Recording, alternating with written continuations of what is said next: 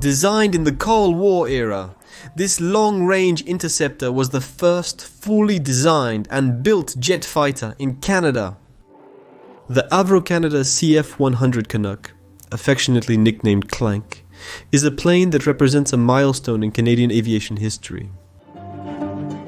In a period where the threat of Soviet air incursions was a constant concern, the CF-100 played a crucial role in the air defense of North America. 692 units of different variants were manufactured, including 53 for Belgium. Its ability to fly in all weather conditions and its robustness turned the Canuck into a symbol of the Canadian aerospace industry. Welcome to a new video from the World Aviation Aeropedia.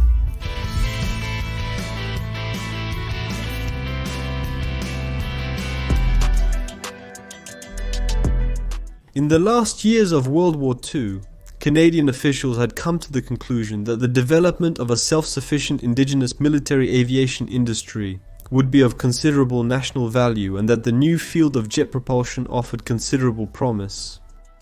As early as June of 1944, Canada had begun working on its own turbojet engine program. By the late 40s and early 50s, events such as the Korean War and the Soviet atomic bomb project had contributed to the growing international tensions of what would become known as the Cold War. When the Canadian government decided it needed a high-performance interceptor capable of operating in the harsh Arctic conditions, Avro-Canada took on the challenge. Conceived as a two-seater fighter, manned by a pilot and a navigator, it would adopt two powerful engines along with a relatively advanced radar and a fire control system housed in its nose that would allow the aircraft to operate in any weather condition or at night. At that time, there was no existing aircraft that could meet the specification, nor was there any suitable aircraft in development elsewhere, so it was considered necessary for Canada to develop such a fighter by itself.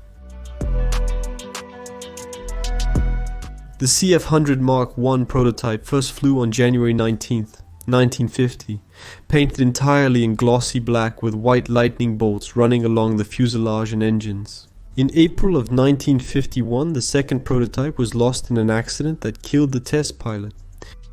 The failures were due to the new Avon engines, so it was decided that subsequent pre-production and mass production aircraft would use the Orenda engines, also built in Canada. 5 pre-production Mk2 test aircraft were built with these engines. The first production version, designated Mk3, debuted in October 1952. The Mk3 already incorporated the APG-33 radar and was armed with 8 Browning M3 caliber 50 machine guns. In 1950, the Royal Canadian Air Force ordered 124 Mk3 aircraft, with the first entering service in 1953. The Mk4 version housed an APG-40 radar, much larger, and rockets in capsules at the wingtips. Each one contained up to 29 Mk4 and Mk40 Meyer Mouse air rockets with folding fins. It was equipped with the more powerful Orenda 11 engines. The Mk5 and 6 version had a wing 1 meter longer and an enlarged tailplane, along with the removal of the machine guns and adopting the new Sparrow 2 missiles, and now the Orenda engines had afterburners. This aircraft is fascinating due to its durability and longevity. The aircraft was designed to withstand the harsh Canadian Arctic climate, resulting in an extremely robust structure. This allowed the Canuck to remain in service for over a decade, which was unusual for an interceptor of that time.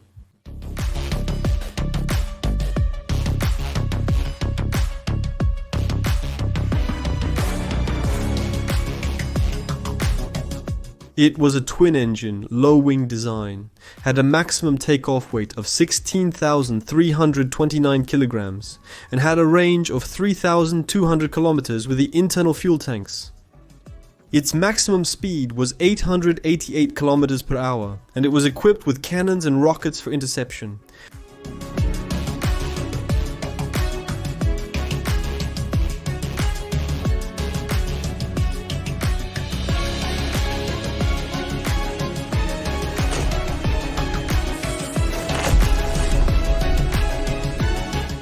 An advanced derivative of this aircraft was the CF-100 which was equipped with a swept wing and designed to be capable of reaching transonic speeds, that is, below the speed of sound. This was built as a model during 1951, but it was considered obsolete. In addition, Avro was already working on the CF-105 Arrow, of which there is already a video on the channel. I'll leave it at the end for you to watch later.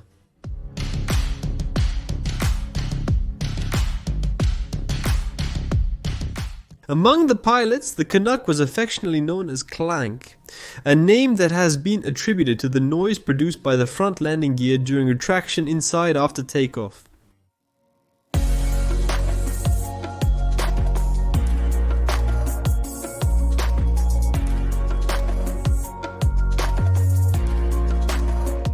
Operationally, many CF-100s operated under the North American Air Defense Command, or North American Air Defense Command of the United States and Canada, which protected North American airspace from Soviet intruders, particularly the threat posed by bombers with nuclear weapons. In addition, between 56 and 62, at its peak, the Canuck served in 9 squadrons of the Royal Canadian Air Force, or the Royal Canadian Air Force, in the mid-50s.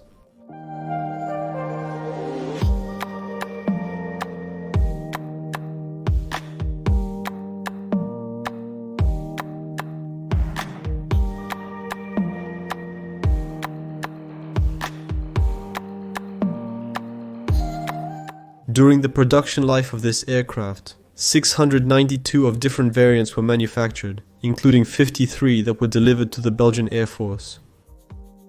Originally designed for only 2,000 flight hours, it was discovered that the Canuck structure could operate for over 20,000 hours before having to be retired from service.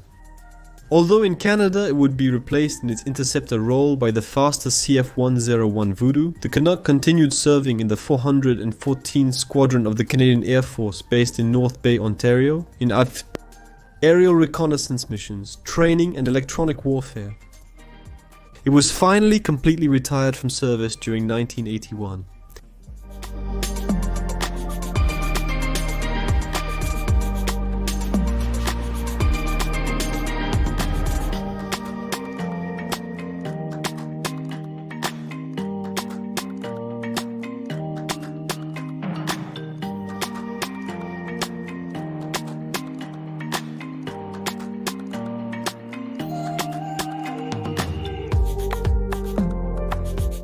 One Marcos and welcome to the Aeropedia of Aviation World. One hope you liked this video.